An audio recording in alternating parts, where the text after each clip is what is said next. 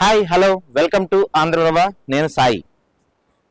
AP ఎన్నికలు దగ్గరికి వచ్చే కొద్దీ ఏపీ ఎలక్షన్స్ లో సహజంగా వేరే రాష్ట్రాల ఎలక్షన్స్ జరుగుతుంటే వాళ్ళు కొట్టుకుంటాం, నాయకులు తిట్టుకుంటాం, రకరకాలుగా చూస్తుంటాం. కానీ ఏపీ ఎన్నికల దగ్గరికి వచ్చే కొద్దీ ఒక వెరైటీ ఇన్సిడెంట్ జరుగుతుంది. అదేంటంటే సినిమా పాలిటిక్స్ జరుగుతున్నాయి ఏపీ ఎన్నికల్లో. కరెక్ట్గా ఎలక్షన్స్ ఇంకొక 2 months ఉందనంగా ఆర్జీవి ఆయనకు బాగా ఇష్టమైన జగన్ కోసం వ్యూహం అనే ఒక సినిమా తీశారు. ఆ సినిమా రిలీజ్ చేద్దామని ఎన్నో ప్రయత్నాలు చేస్తున్నారు. దానికి సెన్సార్ బోర్డు అంగీకరించింది, కానీ టీడీపీ వాళ్ళు ఎలాగోలా చేసి కోర్టు నుంచి ఆ సినిమా రిలీజ్ కాకుండా స్టే అయితే తెచ్చుకున్నారు. సరే, అంతవరకు బాగానే ఉంది. వ్యూహం సినిమా ఆగిపోయింది, పక్కెళ్ళిపోయింది. దాని గురించి ఇప్పుడు పెద్ద డిస్కషన్ నడుస్తులా. దాని గురించి ఆ వ్యూహం సినిమా గురించి ఆర్జీ ఆఫీస్ ముందుకెళ్ళి టీడీపీ వాళ్ళు గొడవ చేయటం, ఆర్జీవీ కౌంటర్లు ఇవ్వటం, రకరకాల గొడవ అంతా అయిపోయింది. అక్కడితో ఆ వ్యూహం కథ ముగిసిందని చెప్పొచ్చు. అయితే ఇప్పుడు లేటెస్ట్గా ఈ వారం రిలీజ్ అవ్వబోతున్న మరో సినిమా యాత్ర 2. యాత్ర మొదటి పార్ట్లో వైసీపీ కొంచెం గట్టిగానే మైలేజ్ ఇస్తుందని చెప్పొచ్చు. ఎందుకంటే ఆ మొదటి పార్ట్లో వైఎస్ని చాలా బాగా చూపించారు, ఆ హీరోయిజం ఎలివేట్ చేశారు, దాంట్లో కమర్షియల్ ఎలిమెంట్స్ యాడ్ చేశారు.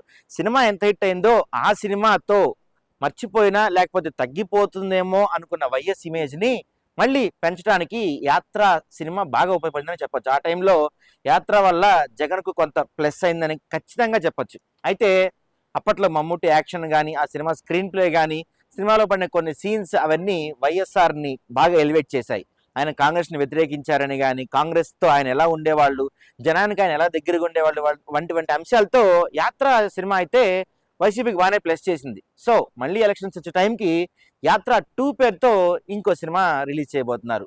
అయితే వ్యూహంలాగా యాత్ర 2 అడ్డుకోవటానికి ఇప్పటి వరకు ఎటువంటి హంగామా కనబడతలేదు. అటు వైసీపీ ఈ సినిమా ప్రమోట్ చేసుకుంటున్న టీడీపీ నుంచి కానీ, లేకపోతే జనసేన నుంచి కానీ, ఇంకెటు నుంచి కానీ వ్యూహం సినిమా అడ్డుకోవడానికి అయితే ప్రయత్నాలు ఏం కనపడట్లేదు.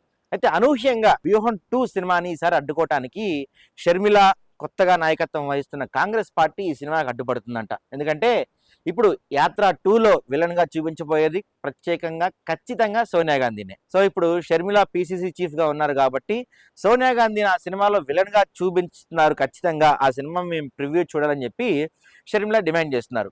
దీంతో పాటు అటు జన సైనికులు కొంతమంది కలిసి యాత్ర 2కి పోటీగా కెమెరామెన్ గంగతో రాంబాబు, పవన్ కళ్యాణ్ పాత సినిమా పొలిటికల్ సెటైర్గా పూరి జగన్నాథ్ డైరెక్షన్ వచ్చిన ఈ సినిమాని ఇప్పుడు మళ్ళీ వీళ్ళు రిలీజ్ చేస్తున్నారు. అంటే యాత్ర 2 ఇటు పక్కన కెమెరామెన్ గంగతో రాంబాబు.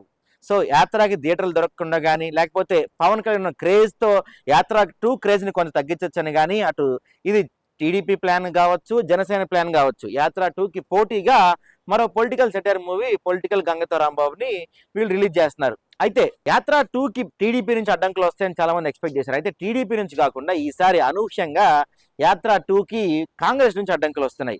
మరి కాంగ్రెస్ అడ్డంకులు దాటుకొని ఇటు పక్కన కెమెరామెన్ గంగతో రాంబాబుని దాటుకొని యాత్ర 2 రిలీజ్ అవుతుందా? రిలీజ్ అయితే ఈసారి ఆ యాత్ర 2 వల్ల వైసీపీకి ఎంత మైలేజ్ రాబోతుంది? ఈ సినిమా వైసీపీకి ప్లస్ కాబోతుందా, మైనస్ కాబోతుందా అనేది మరికొన్ని రోజుల్లో మనకు తెలియనుంది.